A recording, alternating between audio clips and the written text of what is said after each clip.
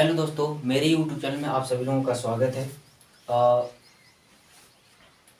अगर मेरा कंटेंट आप लोगों को अच्छा लग रहा है तो प्लीज़ लाइक, सब्सक्राइब और हाँ, शेयर जरूर करिएगा अपने दोस्तों के साथ। मैं कोई ख़राब कंटेंट नहीं बनाता, सभी के साथ आप लोग बैठकर देख सकते हैं आराम से यूट्यूब पर।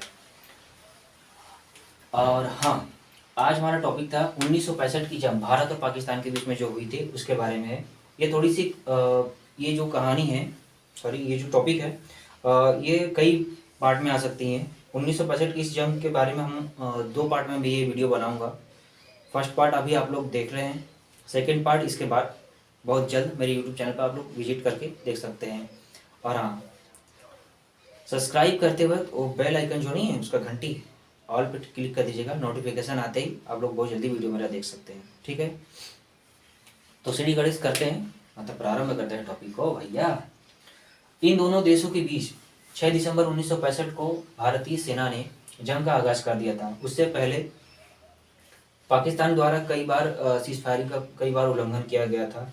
उसमें हमारी सेना उतनी एडवांस नहीं थी, फिर भी भैया हौसला इतना बड़ा है ना। कहते हैं मनोबल अगर आपका बड़ा हो ना, मनोबल जितनी ताकतवर आपकी मनोबल होगी, आप किसी भी चीज़ को जीतने की चाहत रख सकते हैं।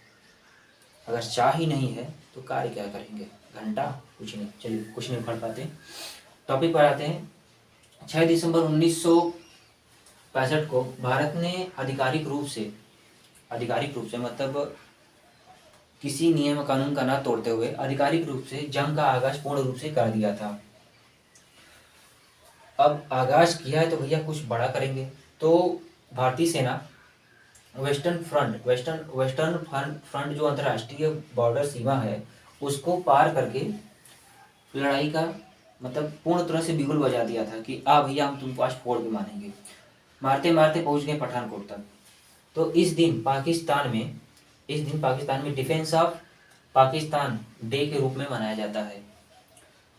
हमको समझ में नहीं आता इन पागलों को कि भैया इस जंग को तो भारत ने जीता था, मतलब भारतीय सेना ने इस जंग को जीता था, जुलूस वो क्यों निकालते हैं। अच्छा, अपनी मतलब हार का इतना बड़ा सदमा लगा था 1965 का आज भी, कि भैया वो आज भी जुलूस ही निकालते हैं उसका। चलिए, जुलूस ही निकालने लायक है और कुछ नहीं कर सकते हैं उसके सिवा। तो इसका शुभारंभ करते हुए 1965 का जो जीत लिया था भारत ने, उसके बाद एक कहानी है ये पाकिस्तान के एयरफोर्स मतलब एयर मार्शल जो थे कमांडर शहजाद हैदर के द्वारा एक किताब में, उन्होंने उन्हीं की किताब द्वारा लिखी गई, मतलब भारत में किताब जब लिखी थी बीबीसी न्यूज में उन्होंने एक बयान दिया था। उसमें वो जिंदा थे, फिलहाल टाइम में वो जीवित थे कि मर गए ये नहीं मालूम। बीबीसी न्यूज में देखा था, उन्होंने एक बात कही थी। बीबीसी न्यूज ने पूछा था कि उस समय मतलब आपने जब पठानकोट पे हमला करने के लिए आप लोग जा रहे थे तो आप लोग, आपके मन में पहला आपने अपने सभी कमांडरों को मतलब जितने भी उनके एयर पायलट थे उनसे कहा, उससे बीबीसी ने ये पूछा कि आपने पहला ऑर्डर क्या दिया था उस समय। तो उस समय कमांडर ने पठानकोट पर हमला करने से पहले उन्होंने एक बाल्टी मंगाई। उन्होंने कहा था कि मैंने एक बाल्टी मंगाई और उसमें पूरा पानी भरवा दिया और उसमें एक ईयू डे कॉलिन एक परफ्यूम आती है उसको पूरा डलवा दिया पानी में। पानी में डलवाने के बाद मतलब पूरा बोतल खाली कर दी। खाली करने के बाद 8 तौलिया मंगवाया। 8 तौलिया मंगवाते ही सारे तौलियों को बाल्टी में जो पानी भरा था ना, जिसमें कॉलिन डाला था उसमें पूरा उसने तौलियों को डलवा दिया और अपने सभी पायलटों से कहा, 8 पायलटों से कहा कि ऑपरेशन के समय मतलब ऑपरेशन में शामिल होने से पहले उसने कहा 8 तौलियों को भैया भिगो दो। भिगोने के बाद कहा कि इससे आप सभी लोग मतलब अपने पायलटों को सभी लोगों को बोला कि इससे तुम अपना हाथ, मुंह, गोड़ जो भी है, चेहरा सब पोंछ लो। पोंछने के बाद कि अगर लड़ाई के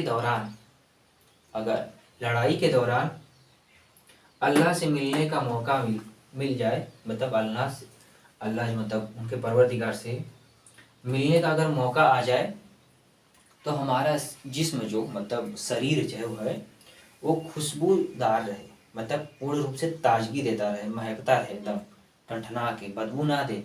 नहीं तो 32 हुर जो कहते हैं ना, इस्लाम में कहते हैं 32 हुरों से मिलेंगे। अरे 32 हुरों से क्या, तुम 78 हुरों से मिलो, सबसे बढ़िया।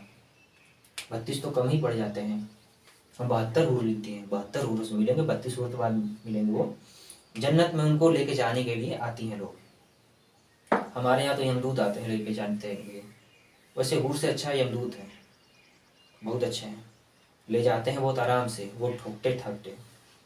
चलिए, जैसा कर्म करते हैं वैसा जीते हैं। इसीलिए हमारे भारतीय सीआरपीएफ के जवान जो कश्मीर, जम्मू कश्मीर में तैनात हैं, वो 72 हूरों के पास उन लोगों को हुरी फाइट करके भेजते भी रहते हैं रोज। अगर आप न्यूज़ देखेंगे तो रोज कहीं ना कोई एक लोग टपकता रहता है। ये कश्मीर की हालत है। और हाँ, वीडियो बड़ा नहीं बनाऊंगा, छोटे छोटे ब्लॉग पार्ट में आएंगे। तो आज के लिए यही एक टॉपिक मिला था। टॉपिक नहीं भाई, इसके आगे भी एक कहानी है, आप लोग को जरूर सुनाऊंगा। तो आईसीएम बनारसी यूट्यूब चैनल को सब्सक्राइब कर लीजिए। आगे बहुत अच्छे से इस तरह टॉपिक और कंटेंट आप लोग को लगातार मिलते रहेगी। और हाँ, मेरी ब्लॉगिंग कभी कभी कुछ इडियटों वाली, मतलब थोड़ी सी खराब निकल जाती है।